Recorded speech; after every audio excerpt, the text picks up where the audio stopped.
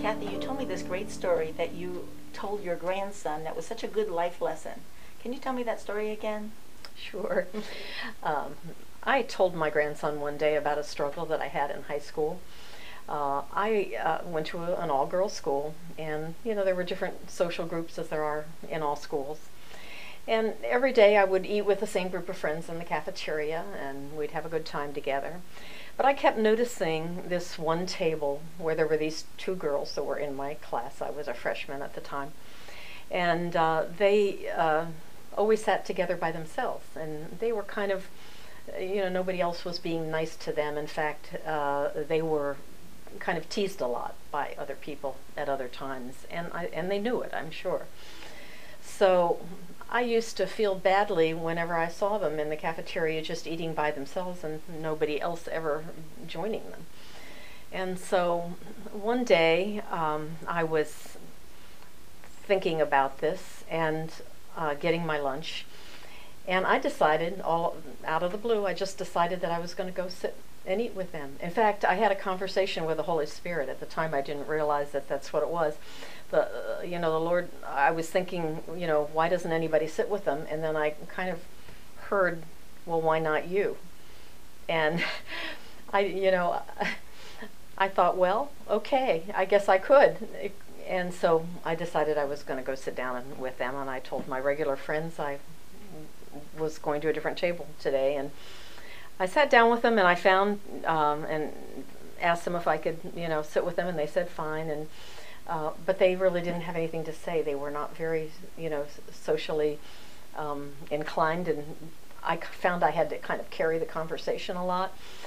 But I did. I just spent the time trying to think up things to say to them and to ask them about. And at the end of it, I was kind of, glad that I had done it, even though it was a little difficult. And the very next day, I went back to my old friends, and I told my grandson we weren't really mature enough at that time to think about inviting them into our group or to be kind and reach out to them.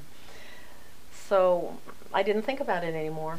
And, many years later, I went to a prayer meeting at a university, and I saw a girl that I went to high school with there that I hadn't seen in many, many years. And I went over and said, didn't I know you in high school? And she said, yes. And so we told each other our names, and I remembered her name, actually. And she said, she said to me, I didn't go to that school very long. I only went 1 year because everybody was so mean to me there, and so I only went my freshman year. And then she said, but there was this one girl that was nice to me. Her name was Kathy. She said, could you be that Kathy?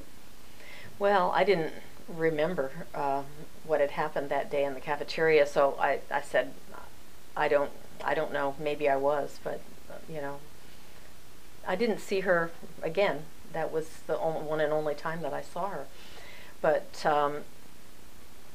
I was driving home that night, and suddenly the Lord reminded me of, in great detail, I remembered every single detail of that afternoon and the struggle that I had trying to decide whether to go over and be kind to these girls. And I realized I was the Kathy that she was talking about.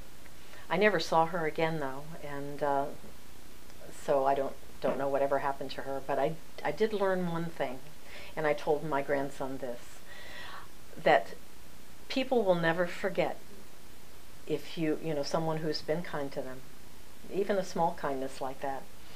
And they also won't forget people who have been mean or unkind to them, and unless the Lord leads them to a place of forgiveness. And I was glad to see that this girl had, gotten to a place in her spiritual life where she, I'm sure, was ready to forgive. So it's a great story, Kathy. I love that.